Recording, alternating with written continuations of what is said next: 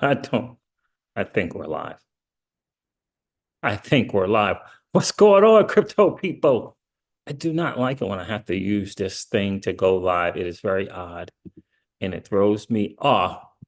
But I hope we're live. Hope you guys can hear me. I am going to, thanks, Gary. I think you might be on the wrong live stream. I think that is the case here.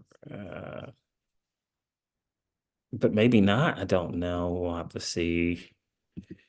You should be popping up here. Thanks, Gary, on this chat, but we'll see. It's very, very confusing. I'm used to using Zoom one way, then I have to try and use Zoom another way.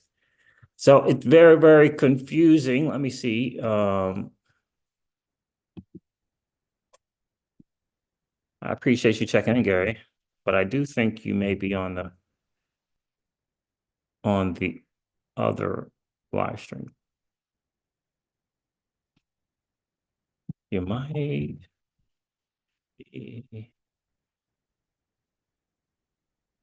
on live stream. I know this happened the other day with someone. So I think I should exit this one, but I want to make sure I don't mess up. Yeah, so this one is not, I'm going to exit this one. This is not, because I didn't put any information in. So that's old. Yeah. So this should be the accurate one. I hope Gary comes to the right live stream. Hope he comes to the right live stream. How you guys doing? Happy Talk That Talk Thursday. I didn't realize it was Thursday until like this afternoon. Like, I know you guys are saying, what is up with you, and not knowing what day of the week it is. It's cray. So SparkDex had an AMA that was interesting to hear from those guys. Looks like they're moving in the right direction for sure. We'll go over a couple of things in that AMA that I thought were interesting. For sure. What's going on with the market? I haven't looked at CoinGecko or any kind of tracking for portfolio. I didn't look at my portfolio today. So I don't know what's going on with the numbers. I would imagine it's about the same old. We'll go over those numbers as well. What's this? Okay. And interesting interview with I forget the lady's name from Ripple and Axelar.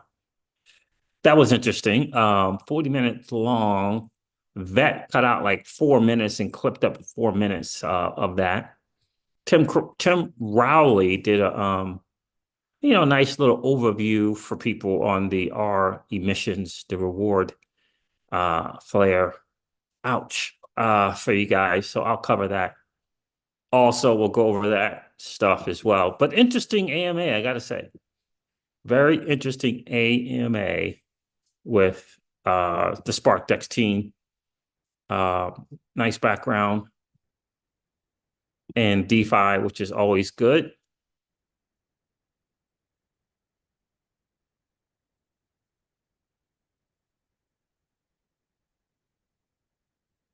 Taiki, which is good. I was just reading this thing from Taiki, one of my guys. He's going to be buying beer for everybody at Torch and Crown and Soho. Good for him. Oh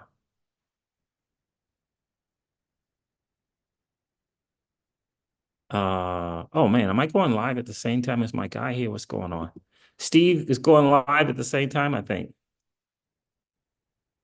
Let me see something. Well, that sucks, bro. I think Steve went live. Yeah, he's going live too. Flip by some on Flametrics. Yeah, he's live now too, or he's doing a video or something. Something like that. Hopefully he'll pop on a little bit later, for sure. But I gotta tell you, this AMA was very interesting from Spark. Yeah, you're on the right one now, brother. You are on the right one now. I hate when I have to use, kind of go through it directly through YouTube. It really throws off a lot of things. It throws off the chat. Yeah, it throws off a lot of stuff when I have to go through it that way. Appreciate you checking in for sure. I did want to cover the AMA. I think it's important. We're going to go over the numbers as well. Let me make sure I pull that right AMA up. And we'll go over some stuff on X. Our guy Steve is live at the same time. Interesting AMA with Flare. The SparkDex. Yeah, we'll go over that there as well. So there, that is there. SparkDex feels kind of promising. Pookie's in the building. How are you, my friend? Appreciate you checking in. Is there something I can do about this chat? If I do that, nope. Nothing I can do. Mess around with the screen and it just messes up everything. So I won't do that. So I appreciate you guys checking in. The market is doing what it does. We will go over the numbers, as we like to say, but it is just still just ranging. I keep seeing people posting about how boring it is in the digital asset space right now, which is interesting to me. Yeah, I don't find it to be boring. It's interesting. My guys did a little the people I hang out at DeFi did a little back and forth with the Solana ecosystem, which was interesting. We've kind of been there and done that, but it was good to see those guys doing that. We can all learn from each other for sure. So that was pretty cool to see them covering Solana, which kind of ecosystem I really enjoy being over there. And yeah, big news from SparkDex team. And it kind of spoke to what I said about being early on a next level blockchain and participating in projects there.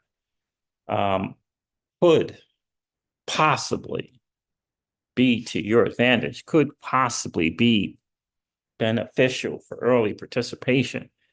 You know what I mean? So Miss Crypto C just called me. She's going to bring one of my favorite libations home. And little Miss Crypto Siege is reading again. She is on a reading tear. Pookie says Flare is the one. Indeed. So what are we gonna do? I want to cover this real quick. Cover this market real quick. Go over this AMA because I don't know where parts are. And this X spaces is just, you know, I feel like you can't fast forward. So that's going to be a problem. Let's see what we can do. Let's go over the numbers real quick. According to CoinGecko, the total cryptocurrency market cap is down 1.2% and is currently at 2.18 trillion. Bitcoin dominance is over 54%. Bitcoin is trading at $59,200 again on the 30-day. It is down 10%. Ethereum is trading at $2,518 again, and on a 30-day, it's down 22%. Solana is trading at $138 again, and on the 30-day, it's down 22% for the month on the 30-day. XRP is at 56 cents. Ouch. 56 cents, and on the 30-day, it is it's down 10% as well. So the market, fam, is just doing what the market does. You know, Helium obviously is still killing the game. HNT Helium Network is obviously still killing the game. Avi at $123. Interesting there. Sui at 80 cents. It's getting better. And there's Helium Network, Internet of Things, Helium Mobile, and other stuff going on there. On the 30-day, it's up 40%. The DPIN play is just doing what it does. It's up to $1 billion in market cap there. I mean, it surpassed Jupiter Exchange token. I mean, it's number 67 in total cryptocurrency market cap. But this, by the way, has been around for a while, for a good number of years, which is interesting. Which is very, very interesting. Now, Flare Networks, we'll see what's good when they launch, but I did want to share that. Let's see how let's play around with this AMA because the AMA is a little tricky and you can't fast forward. They had some ramblings going on. See, I don't like that. Liquidity management like Steer protocol or HE, which automatically rebalance for you the position, compounds the accumulated fees back into your position that you are always in the optimized range in the LP, and also having compound effect of your earnings. Now this is good. This was kind of going over. It was I don't know if this is a community question or if the co-host asked this question, but this was about SparkDex and hooking up with Steer protocol, and which is like a liquidity management platform, and they're going to add and integrate SparkDex's pools, and I think it's certain pools. I don't know if it's all pools. Let me see something here. I know that I've seen Steer protocol. I've seen SparkDex talk about, being on Steer and that type of thing. But what's good about this liquidity management thing that Steer protocol does is in these. That's not what I want. Liquidity pools. You want to be able to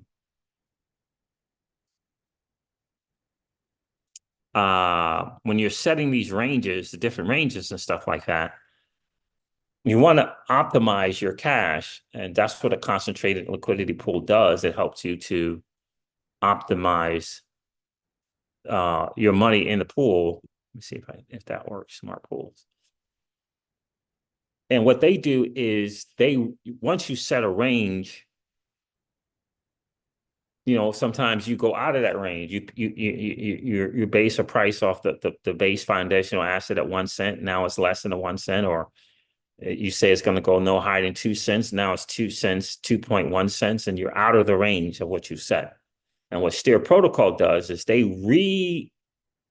readjust the range for you. So they rebalance it and put it in there. It's going to be interesting to see how they do it. Are they going to be doing the like a technique to doing that, where you don't kind of incur impermanent loss, or what are they going to be doing? How are they going to be doing that? It's interesting. It's going to be interesting to see. But what it allows for the average person is not having to go rebalance it yourself. Okay. There's some good parts about that, and that you can kind of set it and forget it. Now the con may be, well, again, are they going to get you to kind of incur the permanent loss, or do they have techniques where you don't incur the permanent loss? Right?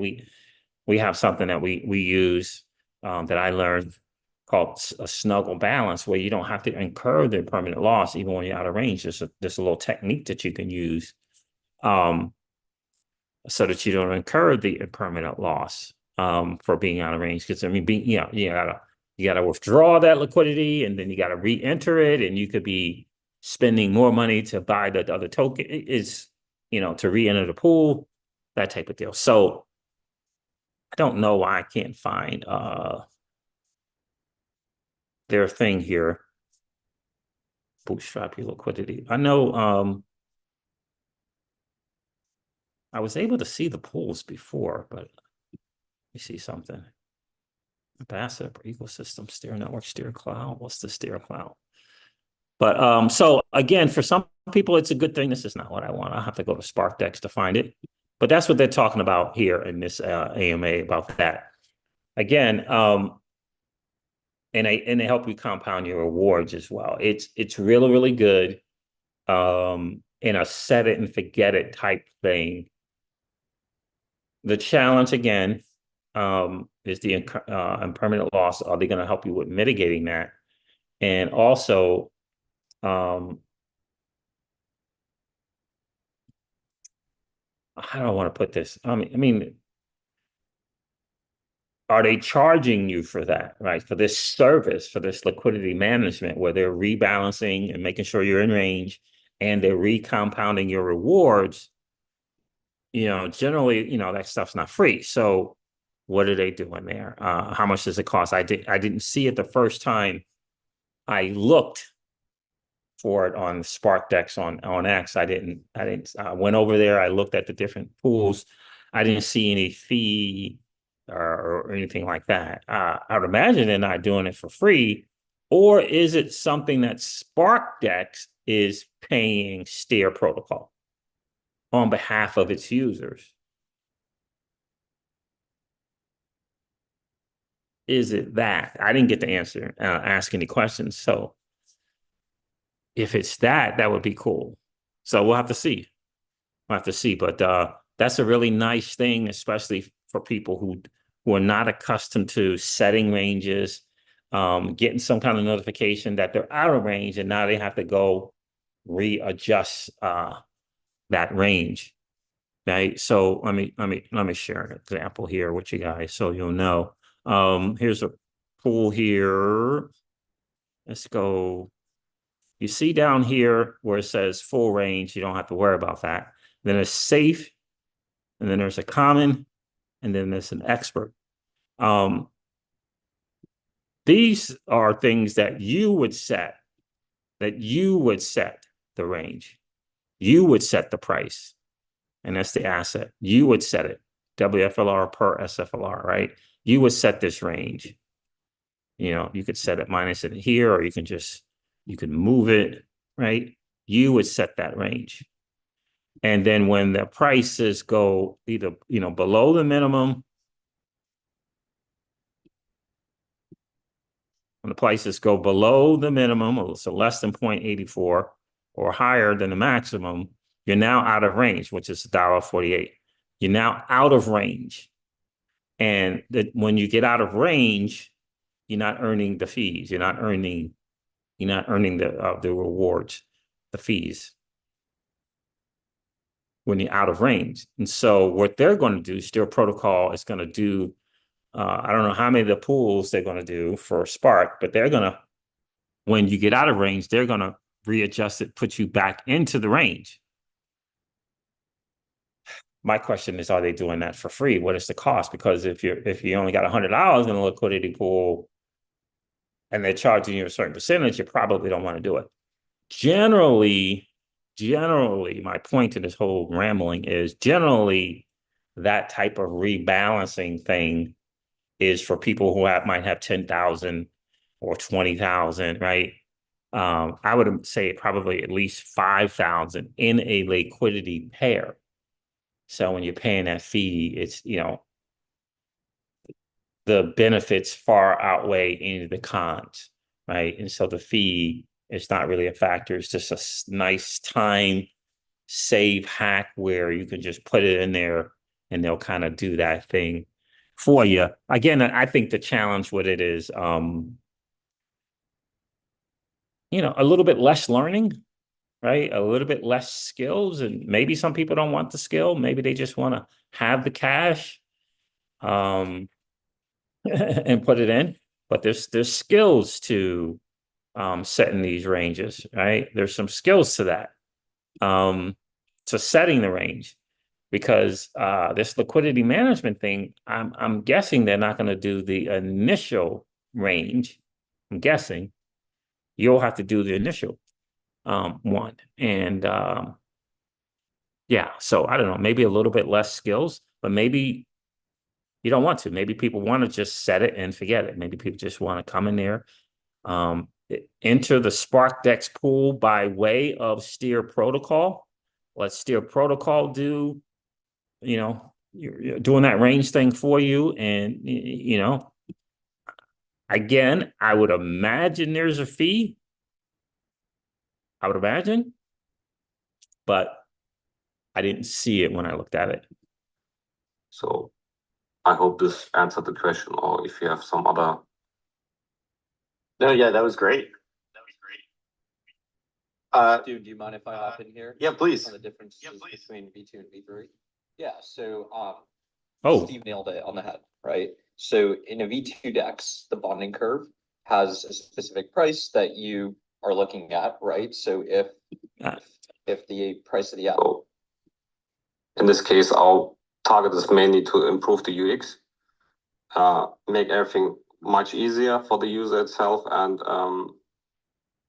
bringing more information onto the website itself. So with helping, hovers when you go to certain steps, there's a hover where why this fee is charged or what can be when you're setting the wrong range. That's alerting you that this liquidity range is not perfect to gain more fees.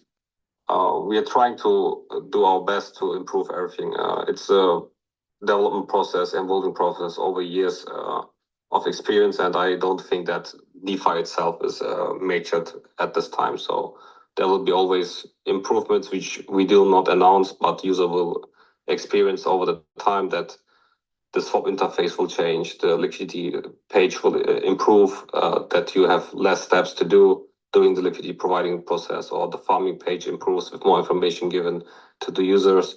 That's our work of the developers. We never end to work, so our work never stops. We need to improve every time.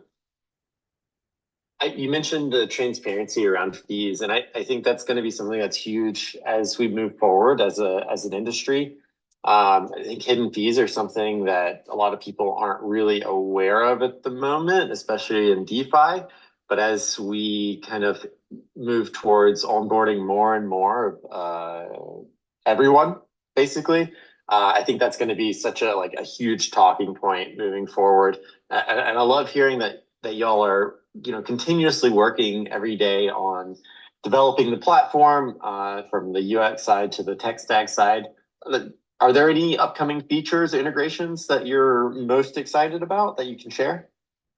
Yeah, we will. We are working on the multi-call function that during the liquidity providing process, you need to only execute one transaction, which will execute the approval process and the liquidity providing in one. Actually, you need to have 3 steps to approve one token, the second token, and add the liquidity. Soon we will have the feature that you only click one time and everything happens in one transaction. That's for one, and then the limit order for swaps is coming. So when you're making a spot trade via swaps, you can set also a limit order for this. So that's very, very good as well. So what he's talking about was 2 things. One, right now in SparkDex, when you add the liquidity, you got to approve kind of both tokens, right? You got to approve both tokens, and then the third step is add liquidity. So he's saying that they're working on what they call a multi-call. So when you click to enter, it'll do all of it at one transaction, which is sweet. That'll be pretty cool. Let me see something here. Let's do this. I understand here. So that will be good when they do that. I can't enter anything in here because I don't have anything. But you see how it's this, you got to approve the Scepter FLR, and you got to approve the WFLR, and then you get to add the liquidity. They're going to make that one thing, one click, which will be really cool. And then they're going to add, I never use it, but they are going to add, you see here on the Jupiter exchange, they got the limit, which is the same thing. Like if you were on an exchange, instead of market buying, you could set the price for what you want to buy a token or sell a token. You're selling, you're buying. And so, yeah, that would be, for people that, I like to use market. I just rather just swap it, but some people, they don't. So they like to set a price for the asset. So that'll be good when they add that as well. The little limit here. I'd like to see them get as close to the features that Jupiter Exchange has as possible. The DCA thing would be nice also. But we'll see. Apparently the bridge is that they're kind of waiting on, I believe, the team over at Stargate to be able to kind of get this bridge up and running here that they have here. The Perps testnet, I am going to start using that today.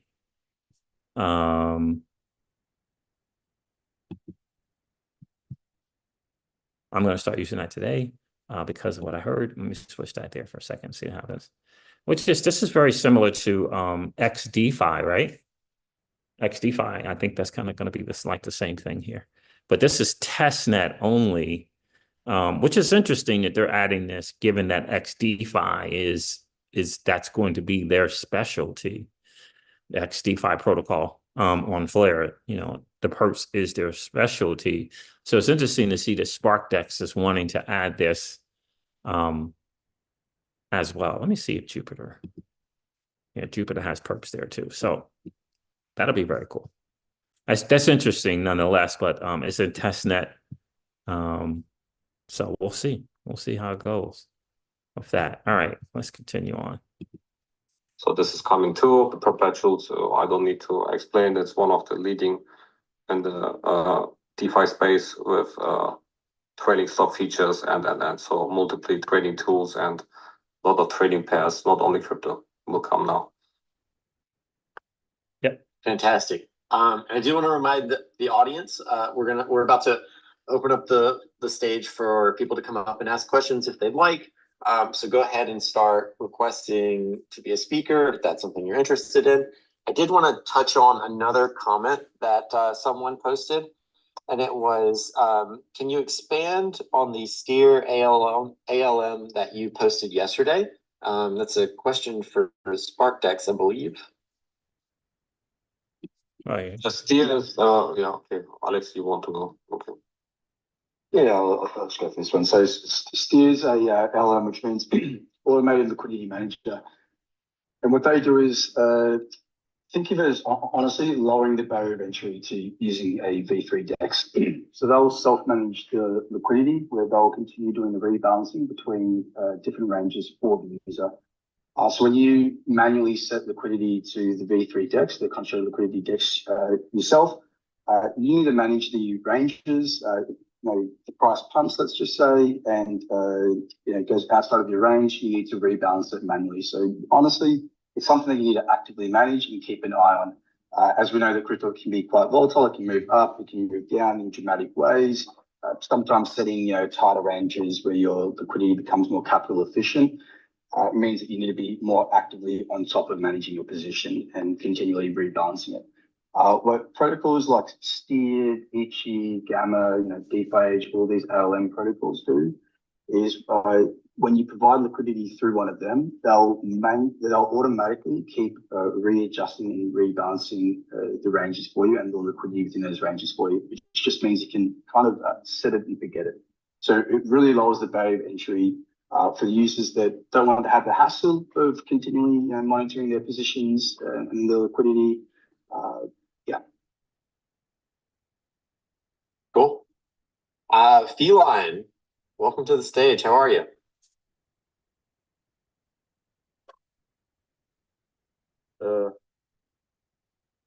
Yeah, we can hear you. We couldn't hear him, actually. We couldn't hear him, actually. All right, maybe your mic's not working. While we figure that out, we'll move on to one more community question that was posted here in the comments. Are there plans to receive flare drops from our W flare? I think that might have already been covered. Oh no, that hadn't been covered. And then also, what's happening with our flare reward indexing? It dropped half, and it seems low. What's the first question again? The first question is, I believe it was, are there plans to receive flare drops from W flare? So we need to adjust 2 days ago the calculation base of the F flare after some feedbacks. We evaluated with the Flare team how to calculate the distribution, and then we decided to use more constant liquidity to give them more rewards. And also on top, there was a calculation issue with out of range positions, which get rewards which need to be readjusted back to the other users. So actually, the numbers you're getting in the farm page are the actual numbers. Okay, thank you. Thanks for your question. I wanted to touch on one more thing before we close out here. Let's talk a little bit about SparkDex's tokenomics. How do you plan to engage and reward your community of users? Yeah, sure thing. Yeah, apologies for recovering from flu. So there's a couple of things that we're doing tokenomic wise, and we'll be releasing some more articles around this as well shortly. I'm hoping in the next couple of weeks. So when it comes to our exact tokenomics as to what we're going to be doing when it comes to revenue, we'll be doing something with a burn, we'll be doing something with staking. We'll let you guys, we'll let the community know in roughly 2 weeks from now, just finalizing some decisions around that. One thing we will be doing, which I'm hoping with some stage next week, we'll be able to release to the public, is we will be doing an airdrop. The airdrop will have multiple different tiers to it, and targeting, I can't go too much into it and give all the out and out, but it'll be targeting users for committing certain actions within our protocol. It'll be targeting users simply on the Flare chain, interacting perhaps with some other protocols as well.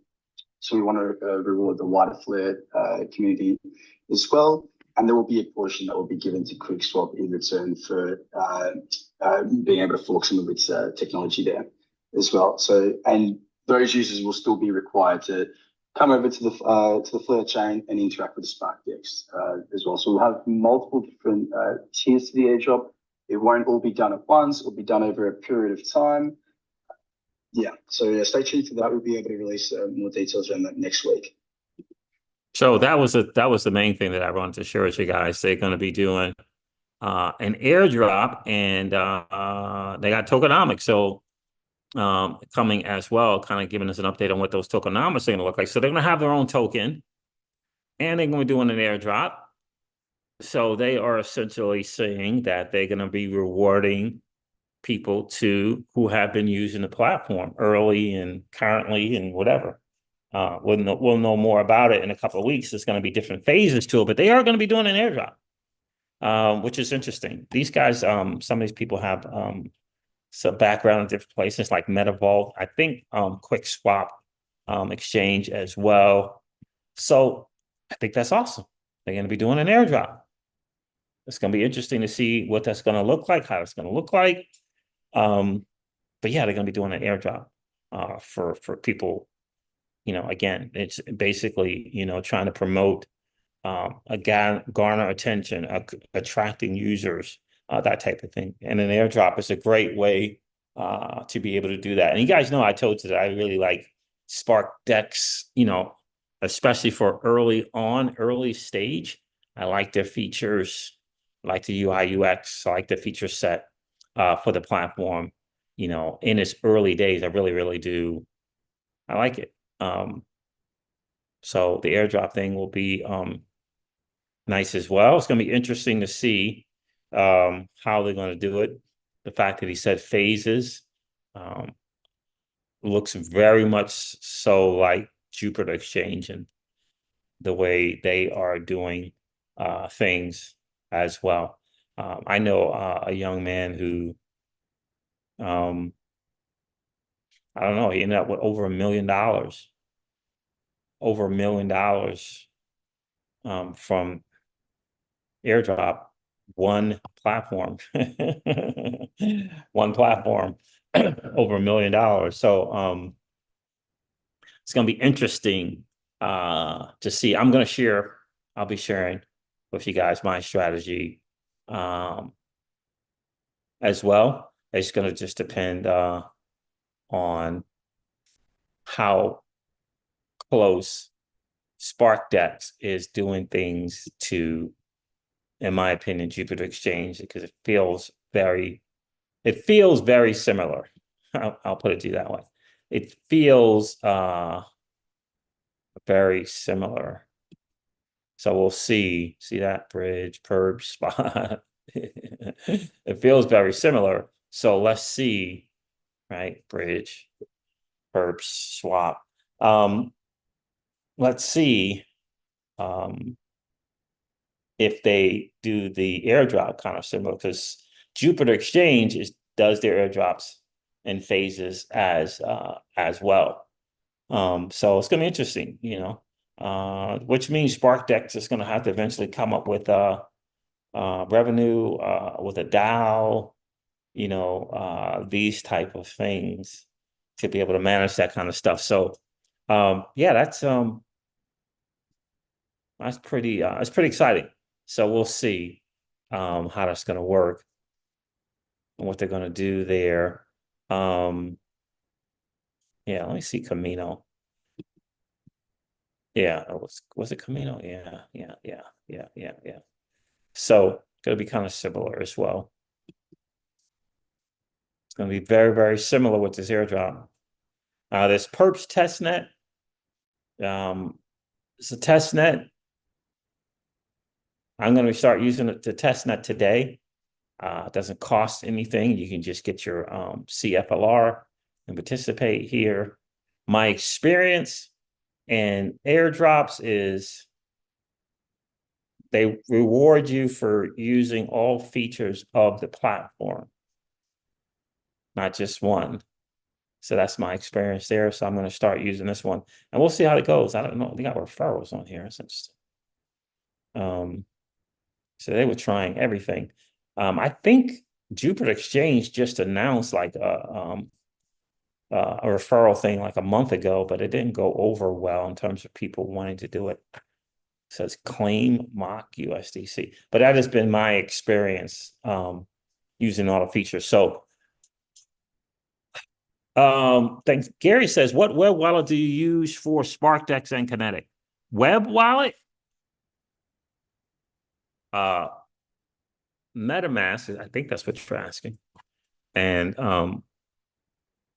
yeah, I use MetaMask. I don't do Rabby. I want to transition over to Rabby, to be quite honest with you. So I've been using my test MetaMask because it's just small amounts, $100 or less, huh? Okay, $100 or it's like $100 or less. You need help? That I've been using, but now, quite honestly, that they've announced that they're going to be doing an airdrop. I'll be doing, significantly more with SparkDex in terms of volume, in terms of dollar amount. Where is that? There it is there. Would like one for the both.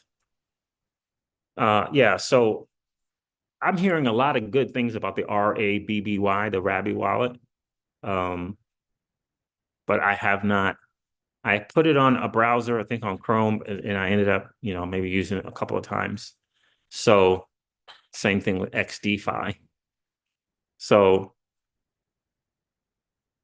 yeah, so MetaMask. And I'm probably, yeah, I'll be switching probably now to Bifrost. And deciding on how I'm going to do it now, because there's different strategies to kind of participating in airdrops. Mix says, Rabby, do it. It's different kind of strategies, and a lot of people like to use a lot of different wallets and stuff, and sometimes those work out, and sometimes it's just really kind of just labor intense. So I don't know. And again, we're gonna have to see or get a feel on how SparkDex is going to, some people are like, they're like over the top with these airdrops, and like, no, you use more than one wallet. No, you use this, and no, you did that, and Sybil this, and Sybil that, and Sybil this, and freaking Sybil. It's, and in others, it's like, Like Jupiter was just, thanks for your participation. Here you go. So,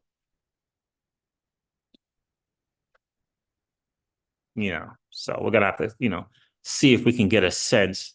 I mean, things like wormhole and layer zero. I mean, it was just over the top with all of it. And again, it's because of, the bots and the trading bots, and they're trying to, prevent the people doing the bots, and, boy, oh boy, it's tough though. It's just, it's a lot. So I get it. Rick says, Siege, can you make a video specifically showing how you take? Yeah, I just did that. How you take Rapflit or SparkDex and then buy SFLR, then take SFLR to Kinetic to get Joule token, and specifically on Bifrost. Yeah, I can do that. I mean, I just did that the other day, but I can do one just for that. It'll be like a recorded video. Rick, yeah, I can do that.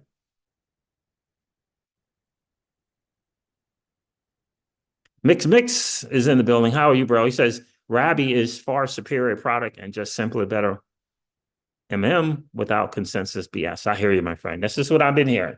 This is what I've been hearing, man. This is what I've been hearing about Rabby. So many things to do. So many things to do. Yeah, I tell you. Yeah, so Rabby's giving, Mix is giving some high praises for the Rabby wallet as well. It shows all your transactions and NFTs. Yeah. They have a lot of good things about it. And there's like a way to transition your MetaMask over there as well. It's a way to transition your MetaMask accounts to the Rabby wallet as well. I saw a couple of videos about that as well. I mean, I didn't watch them in detail, but I saw the titles, right? So I believe you can do that as well. But that's what I've been hearing. And I've been meaning to move away from MetaMask. And it looks like that all of, let's see. Let's look at Kinetic. It looks like the Flare stuff. All right. I just want to check something out. All the Flare D-apps. If I recall, browser wallet, yeah. They got Rabby in there for the browser wallet. You got to turn off other stuff to do it though. But I see Rabby in here. MetaMask, Rabby, whatever 96 is, or is that 98? Looks like Trust Wallet, OKX. That's on Kinetic. I know SparkDex is the same. Let me disconnect. SparkDex has Rabby in there as well. So that'll be a good thing as well. So it looks like the Flare stuff. I didn't check what I do. SparkDex, Scepter. I'm sure Scepter does the same thing. Let me see if I can.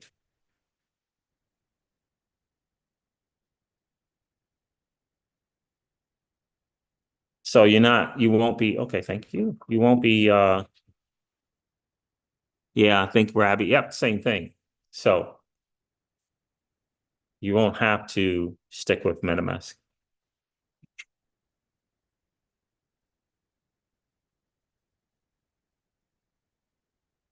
Mix says they work together, put MetaMask seed phrase in a hard wallet, like migration, then just use Rabby to hit the blockchain. Yep. Don't forget to erase the old MetaMask. How do you erase it? Yeah. Yeah. So that'll be good as well. So you can use RABBYs.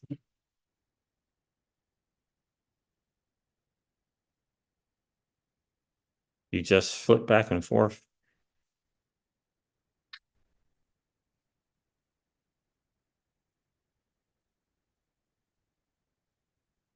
Kung Tech Foods in the building. How are you, my friend? So you just flip back and forth to wallet injections. There's a little button on Rabby to do it. There it is right there. There it is. So that'll be awesome. So I see you guys have made that change, huh? See, you guys have made that change.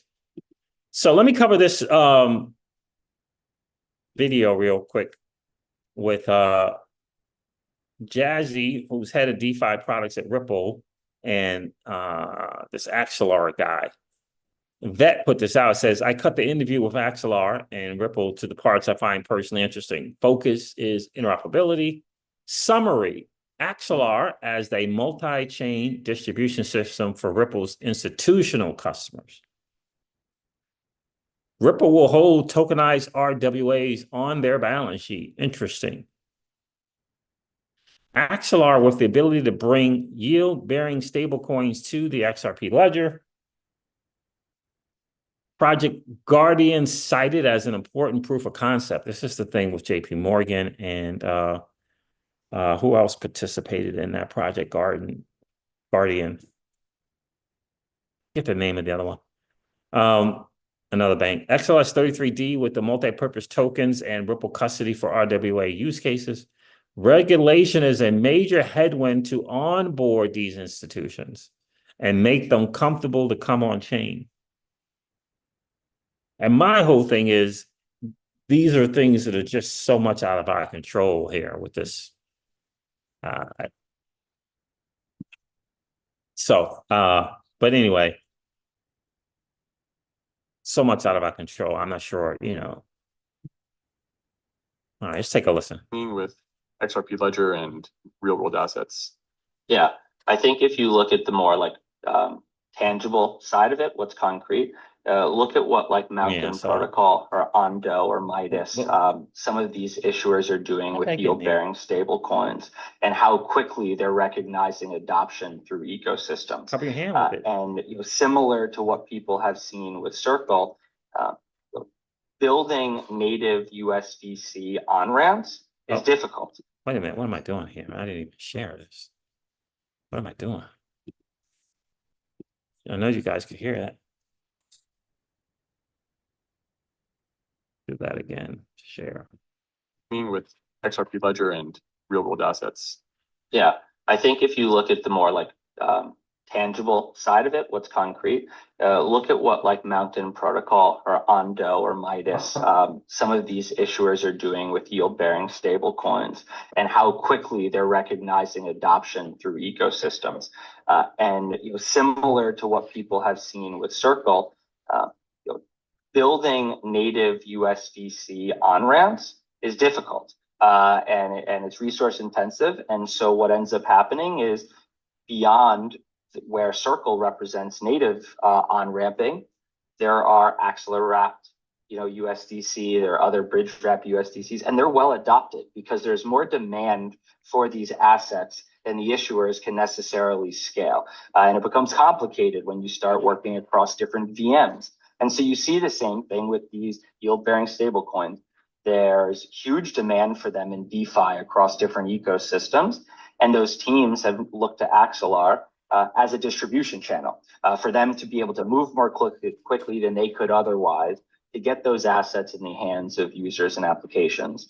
And we think if you look at everything that Ripple is doing and where they're strategically positioned around institutions and enterprise, this is going to be a huge opportunity for us to tokenize new real world assets and then distribute them to the rest of those, you know, ecosystems that we're working with now. So that's certainly on the very like concrete, tangible side, looking at that. And we're very much interested to see where the larger financial institutional space moves, how quickly they're able to find comfort to really tokenize, you know, certain portfolios of assets. But publicly, you can take a look, you know, look at what JP Morgan did with Project Guardian and take a look at what Deutsche Bank is doing now with Project Guardian. The work that they're doing with Axelar will be presented in November. So kind of wait for them to share a little bit more about what they're testing in this proof of concept. But this stuff is, you know, we're on the precipice. Like we are finally getting the pieces of infrastructure in that we're really moving forward. And so I think that we're very excited about it. And we think that Ripple can absolutely end up being one of the major hubs that kind of creates that first step that brings on those larger financial institutions to start. We're working on a number of different potential advancements in XRP Ledger technology to better support real world assets. So One example is, a token type made specifically for RWA called multi-purpose tokens that allows for storage of metadata directly with the asset. There's a few other advantages in terms of scalability, flexibility as well, but we're really trying to increase the suitability for the XRP ledger for this use case to really lower the barrier to entry for these institutions. Axelar as well, integrating with Axelar, having interoperability is obviously essential for institutions from the tech side. And the last piece I'll mention on technology is Ripple custody, which is proving to be a really interesting and sort of logical entry point for a lot of these large institutions in terms of on-chain RWA. The place for institutions to hold their assets to on-ramp for these assets in Eden. So really excited about that. They're one of the top players in the space. They have a really strong mind around compliance and how they uphold those standards when it comes to tokenizing real world assets. Ripple also announced an initial initial purchase of their assets. So we'll actually, have some skin in the game and hold, on-chain treasuries on our balance sheet, which I'm particularly excited about. Crypto is well aware of the challenges there. The second is really around regulation. When we're bringing institutions on chain and, James mentioned Project Guardian, when you have projects like this that's taking either real world assets or native crypto assets and leveraging the power of the different crypto-based protocols, we have to keep in mind that there is somewhat of a braking mechanism there or sort of a speed limit there, which is, has regulatory clarity caught up.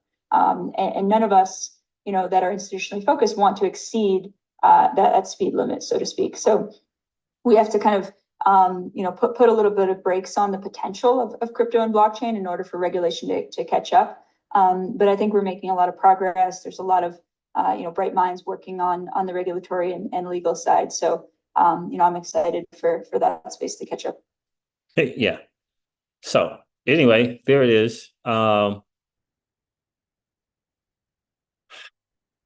Makes sense. Excellent brings opening. Yeah. So anyway, it looks like they're going to be, Open Eden's treasuries are going to be on the Ripple balance sheet. That's what that's looking like, sounding like to me, coming from Jazzy there at Ripple. And that's cool. That is cool. Netflix is about to release a documentary on XRP. Oh, I thought they weren't going to get on Netflix. Contact Fu. I thought that's what they said, that they weren't able to get Netflix.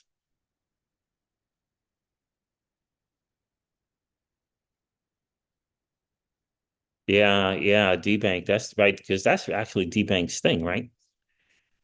Mix says, well worth the experience. Also, they will probably have an airdrop. We're talking about Rabby wallet, as well as integrated with D-Bank, who will have their own chain and drop soon too. Yeah.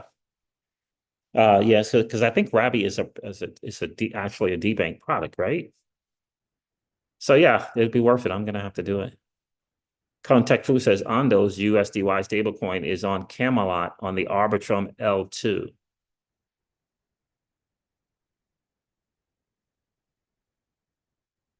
Are you saying that retail can get the USDY stablecoin on Arbitrum? Contact Fu, is that what you're saying? This is what you're telling me, sir? Rick says USDT pockets the yield in the stablecoin. They use it. It is why Tether, the company, made $4 billion. Correct. They don't pass the yield to the users. That's correct. They do not. With less than 55 employees. Correct. That is correct. And we'll have to see if who's going to pass this yield. Who is going to pass? Is Ripple going to do it with their stablecoin? Is the Ripple stablecoin going to be a yield-bearing stablecoin? It's going to be interesting to see. It's going to be very, very interesting to see. It's in the swap or on Camelot. Oh, interesting.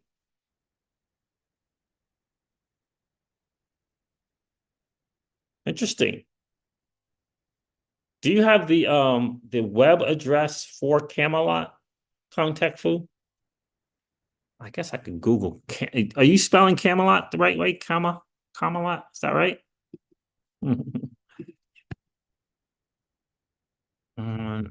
Arbitrum.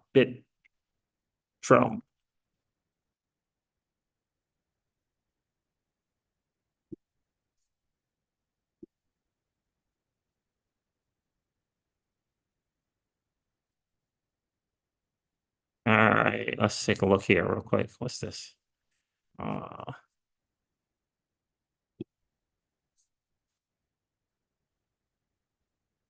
Delegate your ARB to Camelot. Join forces to help promote decentralization. Oh, delegate. Okay. Delegate. All right. USDY, you say, huh? Let me type that in. USDY. Oh, UNDO US dollar yield. Okay. There it is. And why would one want to own this USDY contact food?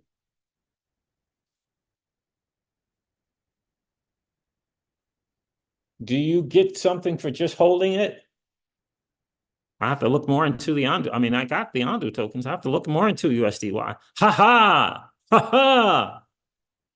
That's right. Give me some of that USDY. So let me share that real quick.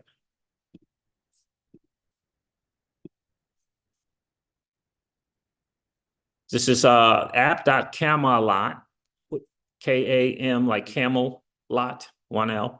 Camelot Exchange, app.camelot.exchange. There's this says aggregator, and you put ETH USDY, there it is. There's USDY.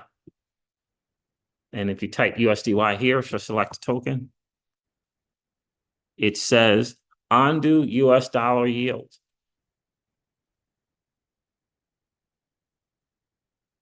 There it is. There's some benefit to owning to holding USDY. I know there is. I remember trying to get on that thing and could not do it because it wasn't available for US.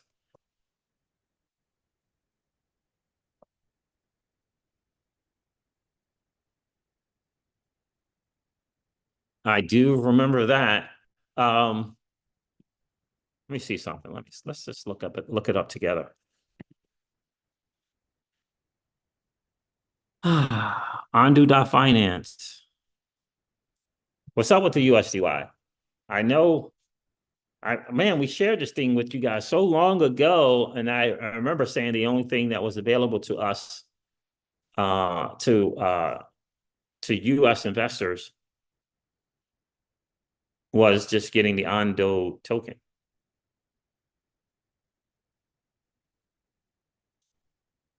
USDY dollar yield 5% for holding it. It says for individuals and institutions. Yeah, okay.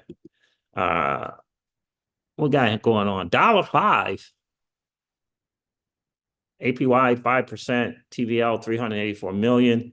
It says available on ETH, Mantle, Solana. What's going on now right now? Hold on. What? Available on Ethereum. That's Mantle. That's Solana. That's Sui. I don't know what that is. Noble and Arbitrum.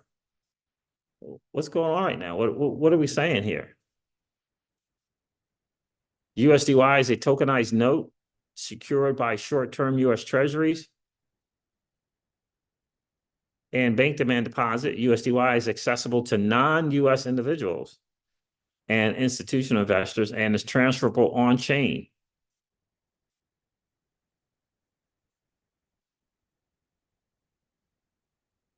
Variable APY subject to change by Ondu on a monthly basis.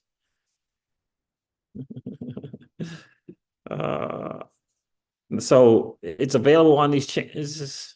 It's available on all these changes. On these chains, I should say. Ethereum, Mantle, Solana, Sui. I don't know what this one is. This is Noble, which is in the Cosmos SDK ecosystem. And then there's Arbitrum.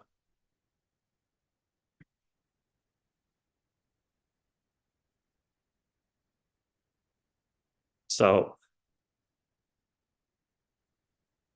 anyway, there it is.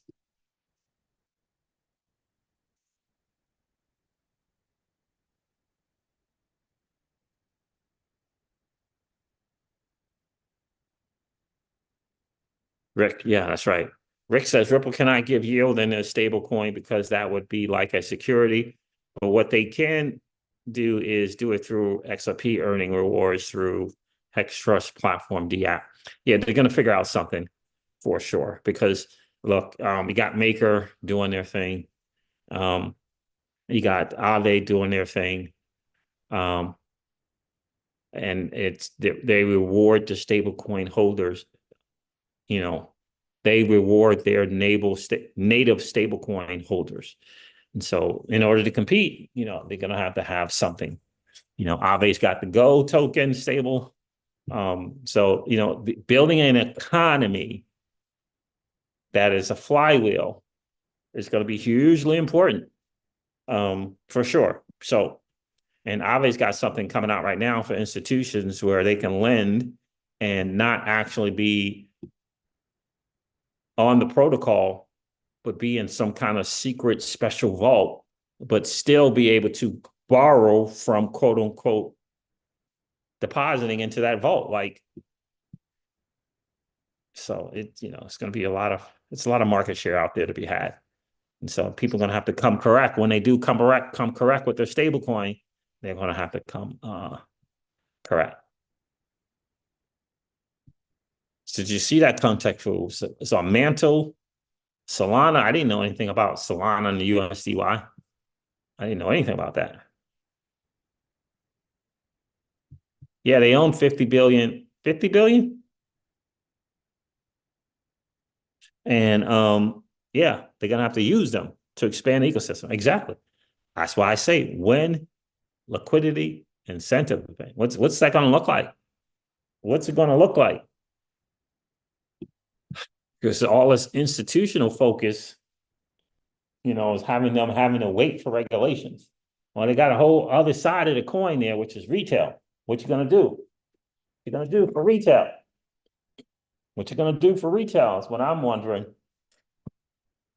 That's what I want to know for sure. All right, fam, there it is. That's interesting there with that USDY.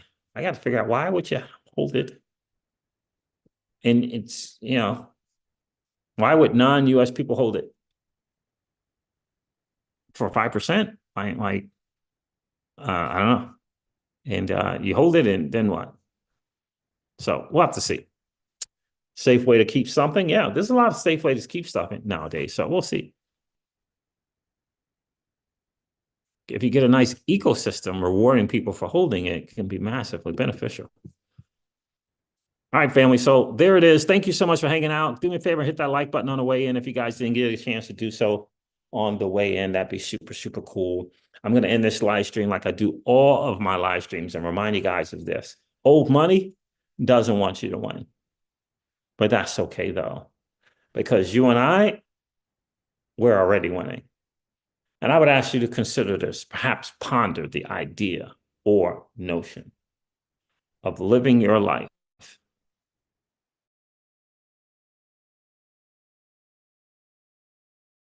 permissionless. I'll talk to you guys soon. See ya. Bye.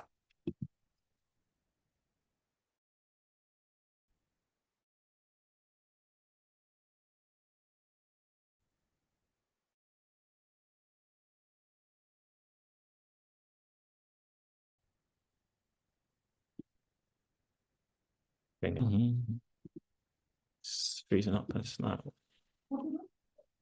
It's freezing.